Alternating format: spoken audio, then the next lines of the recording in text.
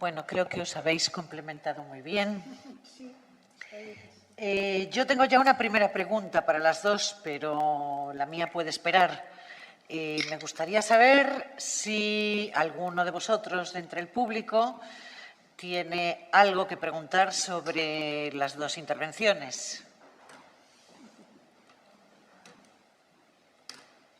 No se atreve nadie. Bueno, pues entonces va destinada a vosotras dos. María Laura, decías que esas excepciones positivas que constituían Concha Méndez, Margarita Manso, Maruja Mayo, que eran excepciones positivas, pero que tuvieron todas ellas que pagar un alto precio.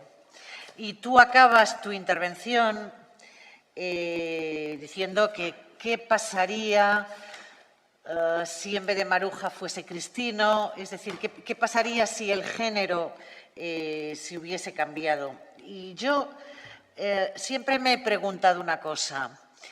De Maruja nos llegaron sobre su personalidad arrebatadora, nos llegaron un montón de anécdotas y un montón como de chistes picantes, ¿no? Entonces, ella creó un personaje, probablemente porque lo necesitaba para vivir en un mundo de hombres. ¿Ese personaje que ella creyó se la acabó comiendo como artista? ¿Qué creéis vosotras dos? ¿Ese fue el precio que tuvo que pagar? ¿Ser libre impidió de alguna manera que se la pudiese tratar como una artista seria que contribuía a hacer crecer el mundo de la historia del arte? ¿Contesto yo, Victoria? No, tú. Bueno, a ver, sí, ella construyó como estrategia, no es la única, acá tenemos también casos como Marta Minujín, ¿no? Que construyen personajes que luego, bueno, terminan muchas veces tragándose a la artista. Pero es similar a los varones, porque ella construye un personaje como Andy Warhol construyó su personaje, ¿sí? Y lo cito a Andy Warhol porque gusta de, en los últimos años de Maruja, bueno, compararse a ella con Andy Warhol. Y sin embargo, Andy Warhol no lo borramos de un plumazo y no decimos que construye un personaje. Y de las artistas mujeres que construyen un personaje por estrategia, porque están excluidas del sistema, como acabo de mostrar, sí decimos que construye un personaje y que se la termina tragando, ¿no? Bueno, también a los varones se le terminan tragando los personajes. Podemos tener casos, en España Dalí es como muy claro también, ¿no? O sea, hay muchos casos de varones que terminan siendo tragados. Ahora, la historia del arte, que es una construcción tremendamente masculina, se ha encargado de excluir a las artistas, más allá de que construyan o no un personaje. Y esto pasa con Maruja, o sea, Maruja es excluida más allá de sus estrategias, que ha tenido, como dije, muchas estrategias para poder vivir de su obra. Entonces, a mí me gustaría pensar cuál es la responsabilidad como profesionales del campo, cuál es la responsabilidad de todos los profesionales del campo para excluir a las artistas, más allá de sus personajes o no personajes. Porque una cosa es para el público en general, pero lo grave de Maruja y de otras artistas mujeres es que ese personaje que podía funcionar como algo simpático y que la hacía ser entrevistada en los medios, ser incluida en algunos programas de radio o de televisión en la España de los 80, de los 90, porque también fue una figura un tanto mítica para la movida, ¿sí? Para la movida madrileña, sin embargo, no habilitó a que historiadores del arte español la incluyeran con el peso artístico que ella tenía y tiene. O sea, eso es lo grave, porque si el personaje le podía dar visibilidad en el ámbito más público, sin embargo, a mí no me dieron en Historia de España a Maruja Mayo. Si yo no lo hubiera tenido Estrella de Diego, que por los años 90 comienza a hacer exposiciones sobre artistas en Mafre, en la Sala Mafre de Madrid, sobre artistas mujeres de la vanguardia, y empieza a incluir a Ángeles Santos o a Maruja Mayo, estaba absolutamente excluida de la historia del arte, de la formación disciplinar. Entonces, esta situación es gravísima. Más allá de lo que el artista establezca como estrategia. No sé si respondí. Perfectamente. Es más, de alguna manera creo que ese personaje han contribuido a formarlo los varones. Yo creo que se ha exagerado, enseñando o mostrando solamente determinadas anécdotas que contribuían a convertirla en una loca, en una persona intuitiva, en una persona fuera de control. Y creo que ese personaje, yo creo que María Zambrano decía de ella que era absolutamente libre, pero no la descalificaba. Son los varones muchas veces los que yo creo que contribuyen a, para no hablar de su talento artístico, hablar de su supuesta excentricidad. Sí, sin lugar a dudas. O sea, si hubiera sido varón, esas mismas cualidades la transformaban en un genio. Sí, porque todas esas cualidades que dijeron de Maruja, su excentricidad, su tema de sentimentalismo, sus amantes inclusive, que lo han sacado a relucir como, digamos, si fuera un crimen tener amantes, todo eso constituyen el genio masculino. Pero como era mujer, es algo absolutamente fuera de su tiempo y se la castiga por ello. Entonces, hoy en día, no podemos seguir reproduciendo eso. ¿Sí? Ese es el tema, lo que a mí me preocupa, porque, digamos, han pasado años, la disciplina se está renovando, tenemos que ser críticas y críticos con esos mitos o construcciones míticas que hacen mucho daño para la igualdad de los géneros. Y claramente, o sea, los precios que tienen que pagar Remedios Varo, Leonora Carrington, Ángeles Santos, que directamente la encierran en un psiquiátrico, Maruja Mayo, etcétera, etcétera, son precios altísimos. No están trabajando en igualdad de condiciones, con lo cual no nos podemos llenar la boca diciendo que pasan por la academia como si hubieran tenido la misma igualdad que los varones luego de que salen como profesionales. Claro que no. Por eso yo puse la imagen del campo artístico, porque hay que tener muy en claro que una cosa es que te formen, y que dudo que haya sido en igualdad de condiciones, pero supongamos que ha sido en igualdad de condiciones, tomando clases de modelo vivo como tomaban los varones, etcétera, etcétera. Y otra cosa es que vos te puedas desempeñar dentro de un campo como profesional, un campo que está absolutamente masculinizado. Entonces, hay dos situaciones bien diferentes ahí. Se pueden desarrollar estrategias para poder insertarte en ese campo, y sin lugar a dudas, ella las desarrolla. Ahora, también se la castiga por haberla desarrollado esas estrategias.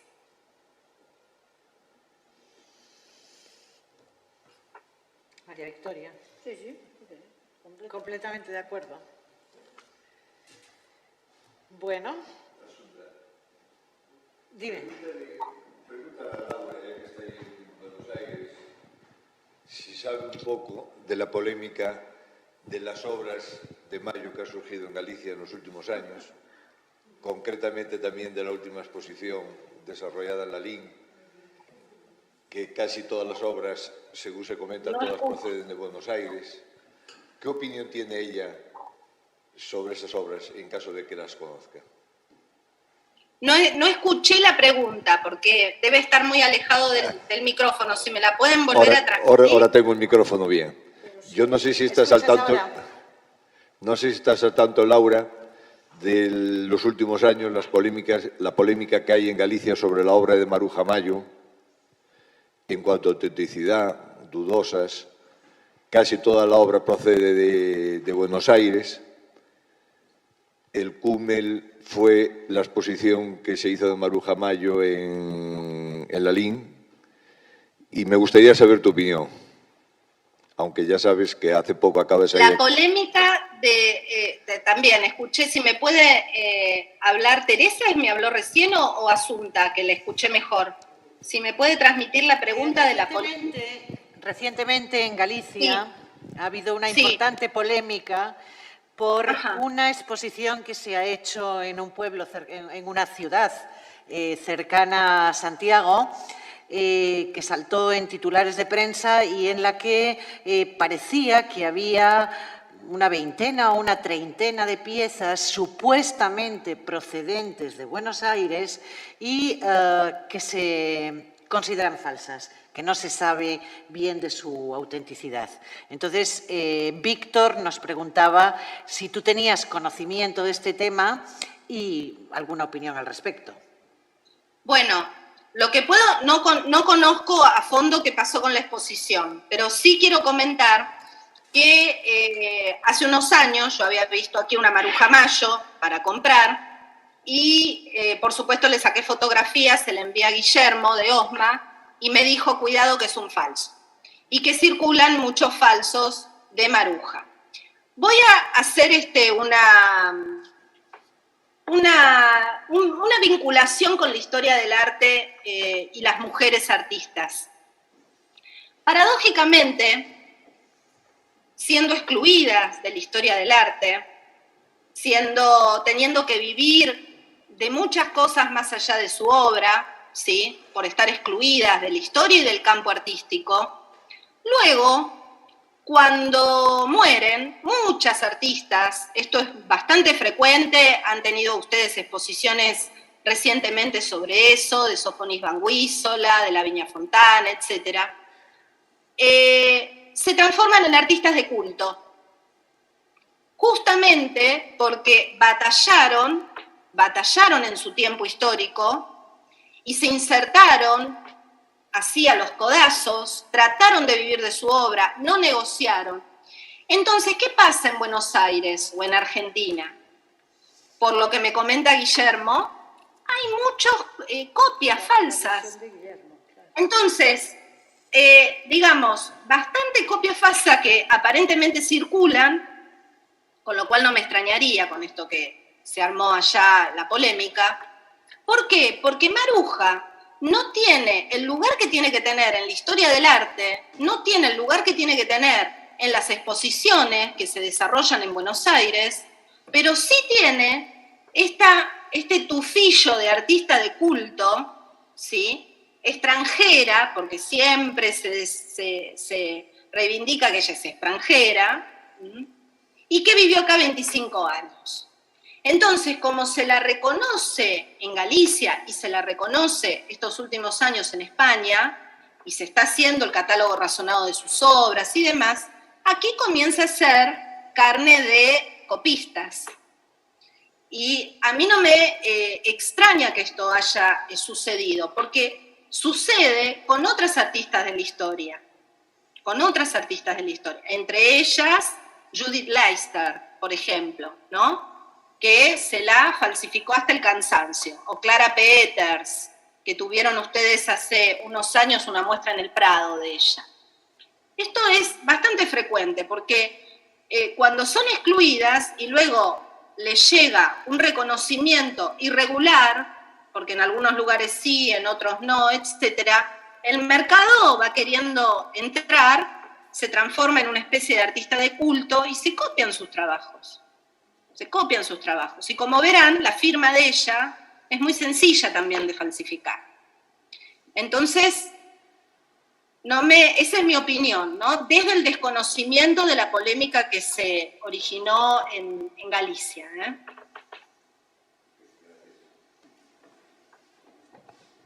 ¿Hay conocimiento en Buenos Aires de si ella tenía muchos coleccionistas particulares? ¿Están muy bien recogidas esas piezas en las colecciones?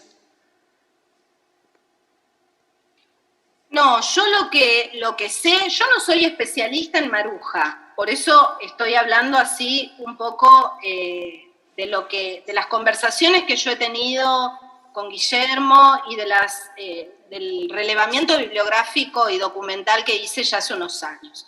Entonces yo no puedo opinar de eso. Lo que yo sé, tampoco sé, digamos, en el ámbito español, el peso fuerte del galerista. O sea, es un galerista, no es un académico, no es un catedrático, es un galerista. Es lo que genera mucha controversia en España, el hecho de que la opinión autorizada sea la de alguien dedicado al mercado de esas mismas obras. Eso es lo que genera controversia. Me parece perfecto que se generen esas controversias, porque por eso digo, es un galerista, con lo cual el tema de las ventas, de las compras, de los falsos, etcétera, es sensible, es sensible. Yo no me dedico específicamente a ella. Yo, por lo que investigué, que ya les digo, no es la totalidad, o sea, y ya hace unos años, no estaba para nada explicitado quiénes fueron sus compradores acá. Yo no encontré datos de eso, ni de quiénes fueron sus coleccionistas, ni de quiénes fueron sus compradores. Es posible que una colectividad gallega bien ya asentada para los años en que estaba Maruja, haya sido su mayor compradora, pero eso no está nada claro en la documentación que yo manejé. O sea, yo lo que hice fue todo un relevamiento de los libros que ella, ilustró, las conferencias que dio y que aparecen en las revistas de Occidente o en publicaciones de Argentina, las revistas en donde aparecen los artículos dedicados al cine, Los Ángeles, etc. Pero yo no me he encontrado en esa documentación, no me he encontrado con nada de, digamos, de que diga a quiénes le compraban. ¿Quiénes le compraban? Y además existe la peculiaridad de la que tú hablabas antes de esas exposiciones en hoteles que ella realizaba, ¿no? Con lo cual es evidente que había obra y es evidente que es muy probable que la pudiese vender y que pudiese quedar en Buenos Aires. Con lo cual, el tema de los falsos, los auténticos y de si es de Maruja o no lo es, yo creo que contribuye también al mito de esa mujer que se tuvo que buscar la vida hasta el último momento de sus días, ¿no? Entonces... Exactamente. Sí, coincido totalmente. Y a mí me parece alucinante también que ella decidiera, digamos, ser una mujer independiente, no la mantenía a nadie. Justamente por eso tenía que ganarse la vida y su imaginación la lleva a crear ese ambiente de workshop en los hoteles. De esto tampoco hay mucha investigación, porque tampoco hay mucho dato. Porque ¿qué pasa? Con las artistas mujeres sucede esto, o sea, tenemos algunas notas muy mínimas en la prensa, que sabemos que en tal hotel hizo una exposición y que va a estar de tal día a tal día para quienes quieran acercarse y comprar obra. Pero generalmente no tienen secretario, por eso hay menos registros, ¿no? Claro, claro. Y tampoco hay archivos que hayan quedado acá de ella, o al menos yo no los encontré. Una artista nómade, una artista viajera, una artista que tiene que ganarse la vida, entonces si le sale más compradores en Uruguay, pues se va a Uruguay, se va a Chile, o sea, se va moviendo, es una artista viajera. Entonces los archivos que uno puede tener son muy pequeños. Y eso también me lleva a pensar esta cuestión de cómo puede ser que, no sé, nuestros profesionales y nuestras profesionales no se hayan dedicado, esperemos que en un futuro sí, pero acá en Argentina, digamos, reconstruir todo el recorrido que ella hizo, para quitar un poco esa única voz del galerista. Porque evidentemente aquí falta eso, ¿no? Aquí falta eso. Y bueno, y la permisividad con el tema de los falsos, yo creo que existe también, porque, claro, se va creando un mito y es fácil, ¿no? Armar un falso con una artista con la que hay tan poco dato también, ¿no? Al menos aquí. Bueno, y por la escasez de obra es rentable también el hacer un falso, ¿no? Hay pocas piezas, Claro. muy pocas en el mercado, con lo cual, bueno, todo contribuye. Todo contribuye, tal cual, sí. Falta de investigación, falta de catálogo razonado, de reconstrucción o de una tesis doctoral que reconstruye el trabajo de ella acá. Todo aporta, ¿no? Ayuda. Bueno, el catálogo nacional ya existe. Bueno, claro, pero fue publicado en febrero ya. El catálogo nacional de Mayo. El catálogo razonado ha salido en febrero de este año. ¿Salió ahora en febrero? Ahora en febrero. Bueno, ¿y la investigación quién la desarrolla? Juan Pérez de Ayala, Fernando Huici, el archivo todo de Maruja Mayo, de la familia, todo el archivo, Guillermo de Osma. Y Guillermo de Osma, sí. Reina Sofía, el Ministerio de Cultura, la Fundación Lalo Azcona y alguien más por ahí que ya me olvido. Pero se ha presentado en Reina Sofía el catálogo razonado. Bueno, esperemos que existe esa base para poder seguir trabajando, ¿no? Tal vez toque a las Porque, mujeres terminar ese catálogo razonado hecho por hombres, ¿no?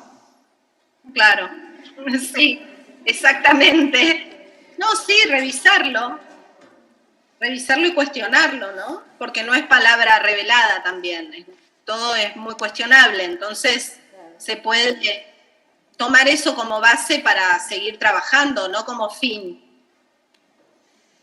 O para modificar en parte algo. Claro, para cuestionarlo. Nada está estable, todo es susceptible de ser cuestionado, porque si no, no se engrandecerían ni se plantearían nuevos aportes desde el campo de las artes. Entonces, eso puede ser un disparador para seguir trabajando sobre Maruja, y espero que así lo sea, y que salgan aquí tesis doctorales, que abonen más, ¿no? el trabajo de ella. Bueno, no me diréis que lo tenéis todo claro sobre Maruja, ¿no?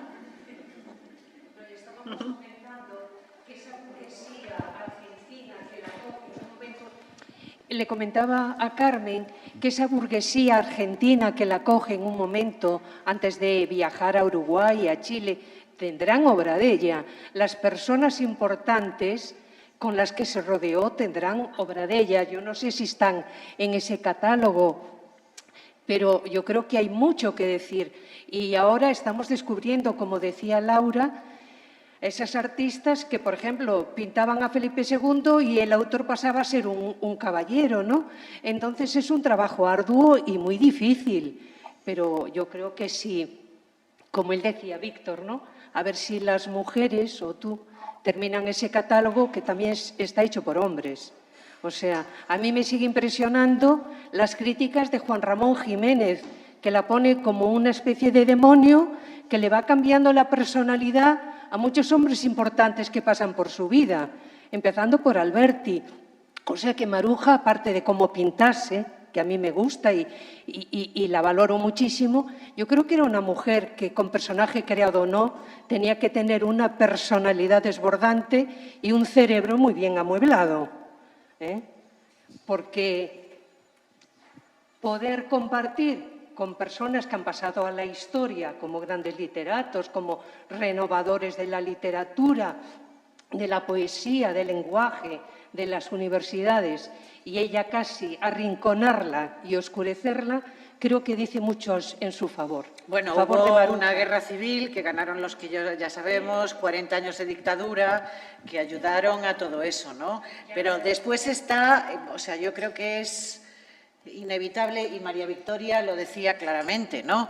Se tiene que morir María Teresa León para que Alberti reconozca la importancia que tuvo Maruja en su trabajo. Miguel Hernández no, porque tenía novia en el pueblo, como iba a decir que era el amante de Maruja Mayo, ¿no? Pero Alberti lo niega durante décadas. Entonces, bueno, hay una serie de circunstancias que contribuyen.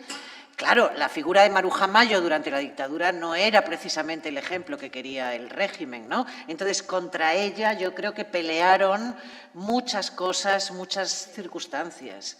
Y bueno, lo que sí hablábamos hoy en la comida con María Victoria, es que todos en el colegio estudiamos la generación del 27. Yo no digo que nos hablasen de Maruja Mayo, pero de María Zambrano, ¿cómo es posible? ¿Cómo es posible, no? Entonces eso explica...